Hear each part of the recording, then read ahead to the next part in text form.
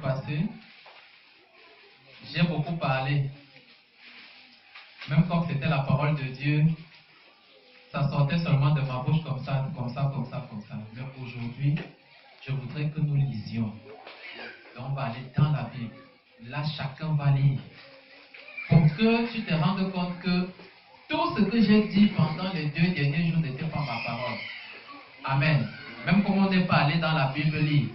Là, aujourd'hui, comme on va lire, tu te rendras compte que c'est la parole de Dieu, même comme on n'était pas parti dans la Bible. Alléluia. Donc, j'ai simplement voulu synthétiser pour nous donner une idée générale des choses. Donc, aujourd'hui, il est question que nous allons beaucoup lire. Donc, sois prêt. J'espère que tu es venu avec ta Bible. Lorsque je donne les références, tu les notes d'abord dans ton cahier et tu vas très rapidement dans la Bible, tu ouvres la page et nous allons lire. Alléluia. Amen. Amen. 5 signes du temps de la fin. Et la question qui vient après, c'est: es-tu prêt? Nous avons cité déjà un certain nombre de signes. Nous nous sommes arrêtés au 40e signe hier. 16e. Qui peut nous rappeler le premier signe? Que la personne donne comme ça là.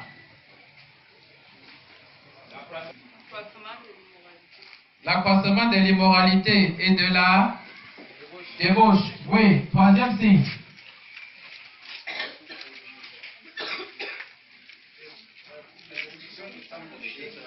La destruction du temple de Jérusalem. En quelle année? En l'an 70. Par qui? Par le roi Titus. Très bien. 4e signe.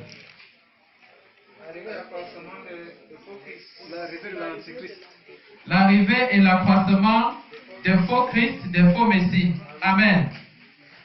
Il y a une différence entre les faux Messies, les faux Christ et l'Antichrist. L'Antichrist, c'est, comme je vous ai dit, un homme, mais qui sera l'incarnation de Satan. Mais, quand on parle des faux Messies et des faux Christ, c'est vrai que lui, il fait partie, mais quand la Bible parle des faux Christ et des faux Messies, ça veut dire qu'il y aura d'autres personnes en dehors de lui qui viendront et qui diront: c'est moi qui suis Christ. Et quand vous regardez dans le monde entier, vous allez voir qu'il y a certaines personnes qui sont déjà venues comme ça. Oui, et qui disent, même des femmes, hein. Oui, même des femmes qui disent que c'est moi, le Seigneur Jésus. Voilà, donc, ceux-là entrent dans la catégorie des faux Christ et des faux Messies. Alléluia. Voilà. 5e signe. La croissance des guerres et des bruits des guerres. Nous avons dit que les bruits des guerres, c'est les menaces des guerres. Amen. 6e. Très bien. L'accroissement des conflits entre les nations, c'est-à-dire les pays, et les royaumes. Le royaume de la lumière contre le royaume des ténèbres. 7e. L'accroissement de la haine envers les chrétiens par les non-chrétiens. 10e. L'accroissement de la haine et de la trahison entre les chrétiens eux-mêmes. 11e. L'accroissement de l'abandon de la foi par beaucoup de chrétiens. 12. L'apparition et l'accroissement de nombreux faux prophètes. Très bien. 13. La foi de beaucoup de chrétiens se refroidira. 14. Un grand réveil aura lieu dans le monde. 15e. L'établissement de l'abomination de la désolation dans le lieu saint. C'est bon, c'est arrêté. 16e. L'apparition croissante de faux Christ et de faux prophètes. Alléluia. Aujourd'hui, nous allons continuer. C'est l'accroissement du péché comme au temps de Noé.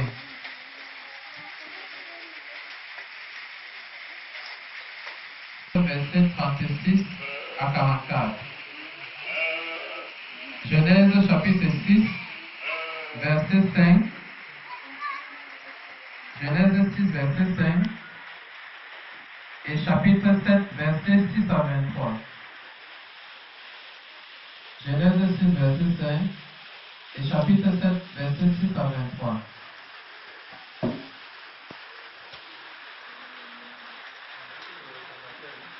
18e signe.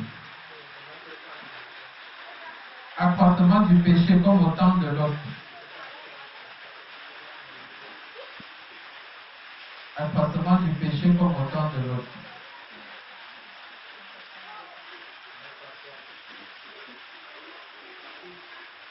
Genèse 19, 12 à 29. Genèse 19, 12 à 29.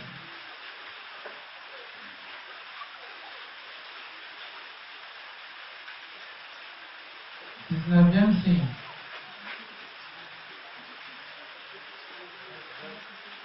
Genèse 19, 12 à 29. 19 signes. L'enlèvement de l'Église pour le paradis. L'enlèvement de l'Église pour le paradis. Donc ici, là, tu vois que l'enlèvement lui-même est un des signes qui va montrer que le retour du Seigneur Jésus ne va plus tarder. Je vous ai dit qu'il faut faire la différence entre le jour de l'enlèvement et le jour du retour du Christ, où il revient pour établir son règne millénaire terrestre d'abord, et après les 1000 ans, son règne éternel. Oui. Donc, par rapport au retour du Christ, l'enlèvement sera un signe pour montrer que son retour n'est plus loin. Parce qu'après l'enlèvement, nous avons vu qu'on va entrer dans les 7 années de tribulation. Et après les 7 années de tribulation, le Seigneur Jésus va établir son règne millénaire. Et après les 1000 ans, il y aura ce qu'on appelle le jugement du trône blanc, c'est-à-dire le jugement final, où les morts sans Christ. Parce que la Bible parle de 2 résurrections.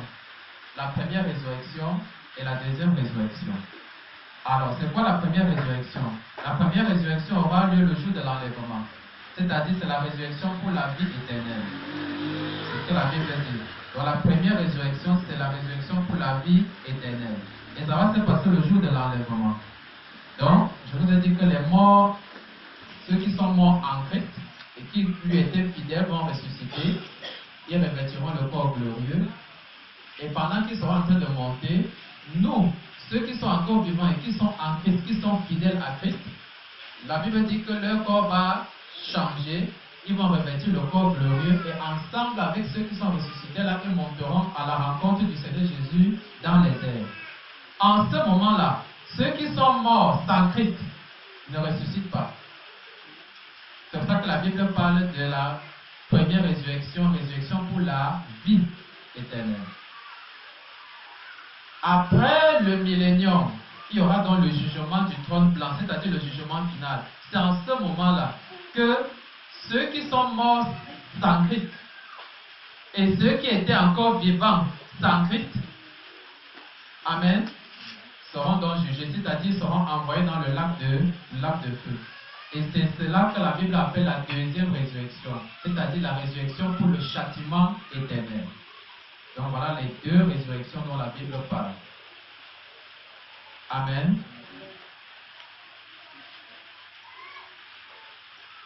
Et c'est donc après ce jugement-là, le mal, tout ce qui est mal dans le lac de feu, et puis tout ce qui était bien, c'est-à-dire avec Christ pour l'éternité, dans la nouvelle Jérusalem, que Dieu, le Seigneur Jésus, va faire descendre. Alléluia. 1 Thessaloniciens 4, verset 17. Nous allons lire. 1 Thessaloniciens 4, verset 17.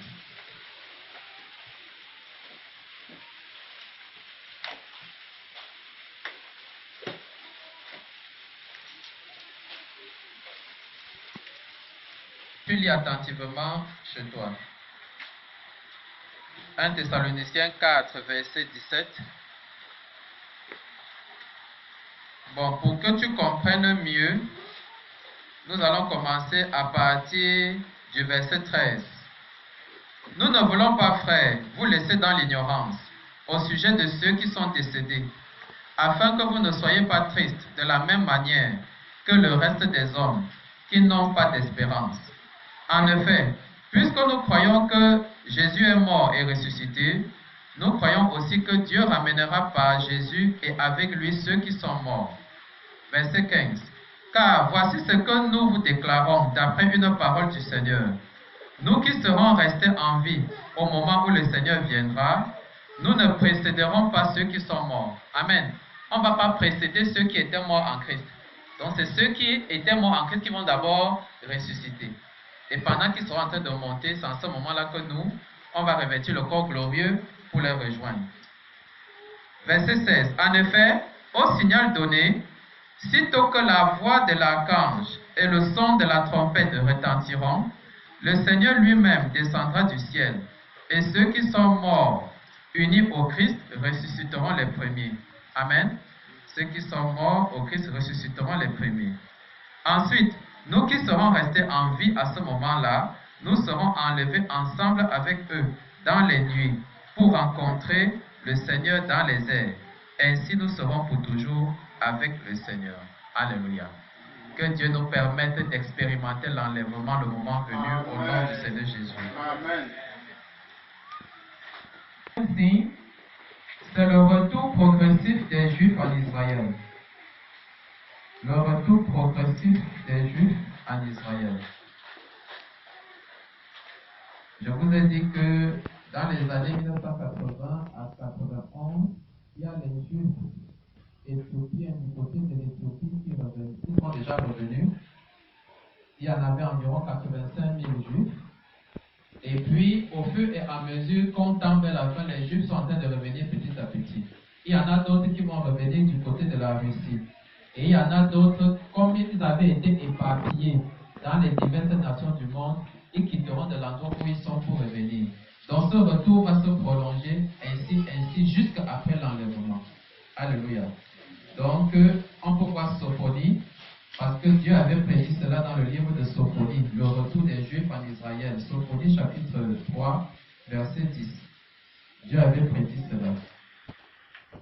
Sophonie chapitre 3, verset 10. 21e signe. L'instabilité et la disparition progressive de la monnaie matérielle. L'instabilité et la disparition progressive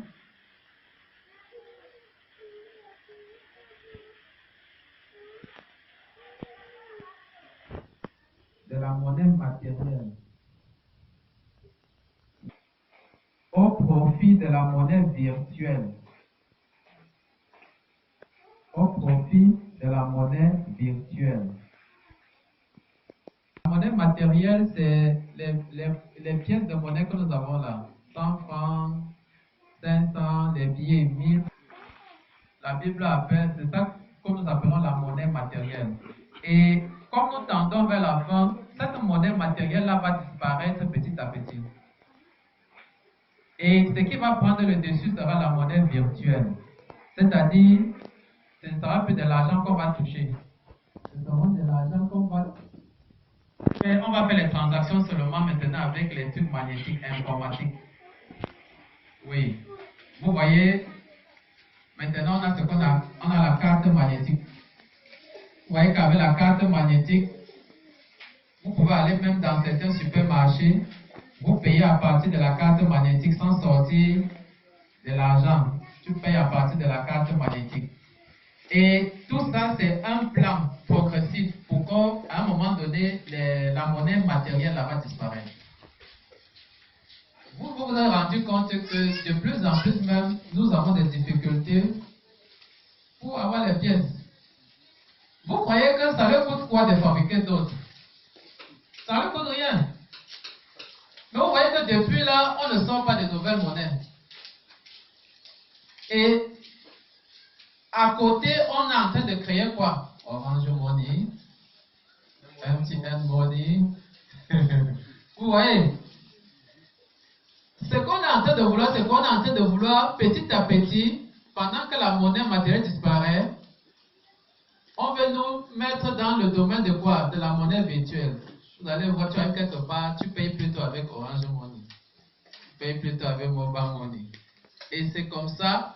Et vous voyez maintenant, il y a ce qu'on appelle les bitcoins. Vous avez vu, par exemple, je ne sais pas si je vais appeler ça, des transactions financières. On te dit, tu fais comme ça et puis tu peux gagner les choses en bitcoin, que tu peux convertir en ceci, en cela. Vous voyez que de plus en plus, ça prend de l'ampleur. Oui.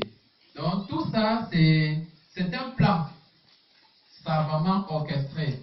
Et vous allez voir qu'au niveau des banques, les banques de plus en plus sont en train de s'unir. Vous voyez, on parle de la Banque mondiale, Fonds monétaire international. Je vous avais parlé que l'un des objectifs de l'Antéchrist, c'est quoi? C'est qu'on veut aboutir à un seul gouvernement mondial. Et ce gouvernement mondial va s'accompagner aussi de la monnaie. On veut arriver à une seule monnaie unique mondiale. Et à côté aussi, la religion aussi. On est en train de vouloir arriver à une religion mondiale. Une seule religion unique. Et vous allez voir que tout est préparé dans ce sens. Aujourd'hui déjà, cette religion mondiale-là, c'est déjà mis en place. Et ça va vraiment. Vous allez voir, pour ceux qui suivent les informations, vous allez voir le pape et certains dignitaires, même certains dignitaires des églises évangéliques et tout ça là, c'était déjà retrouvé, même avec les musulmans et tout, avec les leaders des autres religions, c'était retrouvé. Pour ceux qui écoutent les informations. Et il y a déjà une religion mondiale qui est mise sur pied et qui regroupe beaucoup de religions. Même les religions chrétiennes, musulmanes, hindoues, toutes les religions que vous pouvez imaginer là, se sont déjà réunies. Parce que selon eux, ils disaient que quoi? On veut la paix. Donc sous le prisme de la paix, ils veulent s'unir. Même s'il y a l'hypocrisie au milieu. Hypocrisie pourquoi? Parce que toi et le musulman ou l'hindou, est-ce que vous priez le même Dieu? Comment est-ce que vous pouvez vous mettre ensemble et vous dire que vous allez prier alors que vous ne priez pas le même Dieu? Ça veut dire qu'il n'y a pas la vérité au milieu. C'est de l'hypocrisie.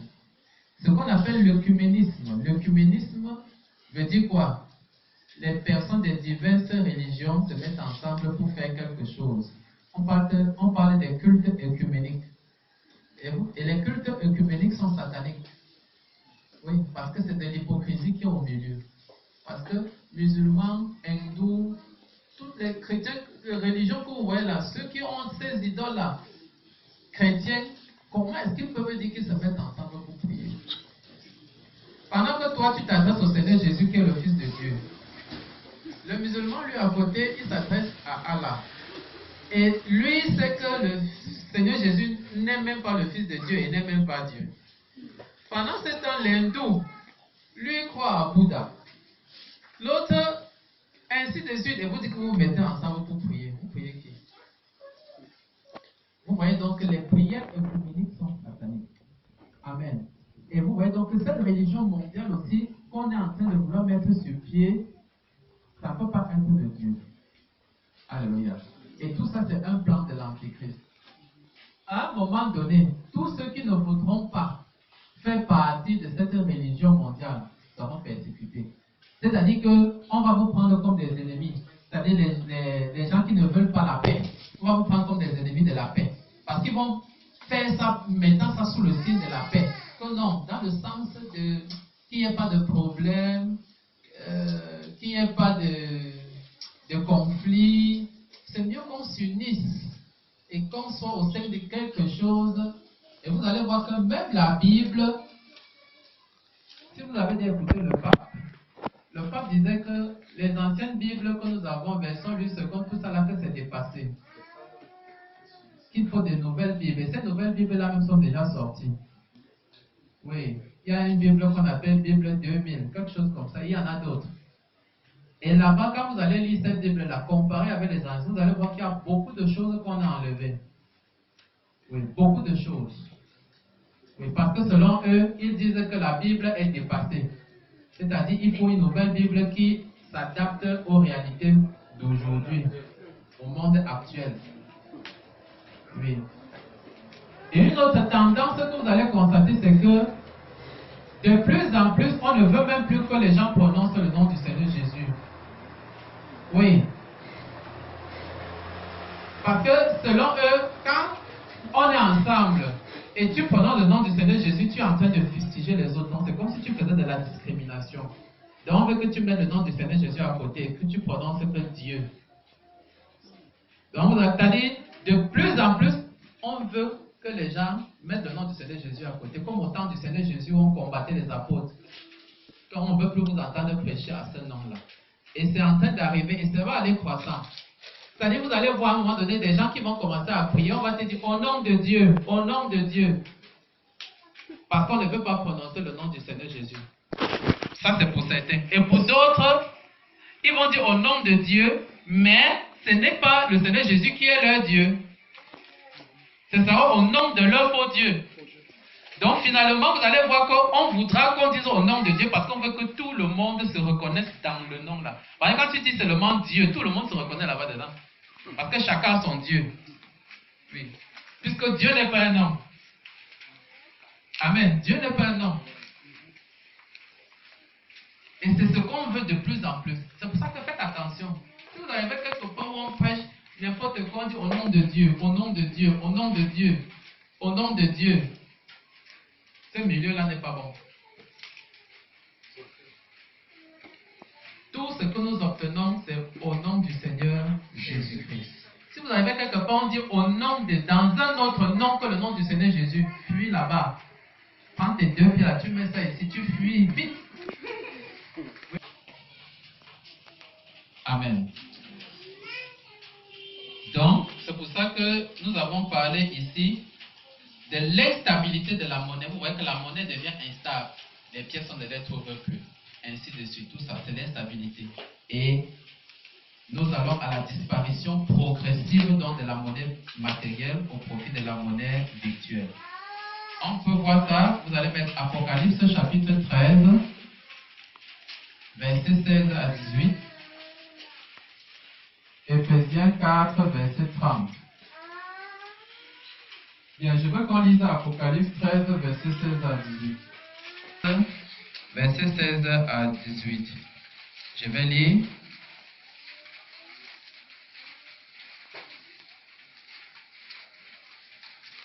Bon, déjà au verset 11, ici on parle, pour que tu comprennes mieux, ici on dit au verset 11. Ensuite, j'ai vu une autre bête monter de la terre. Elle portait 2 cornes semblables à celles d'un agneau, mais elle parlait comme un dragon. Cette nouvelle bête exerçait tout le pouvoir de la première bête en sa présence. Elle amenait la terre et ses habitants à adorer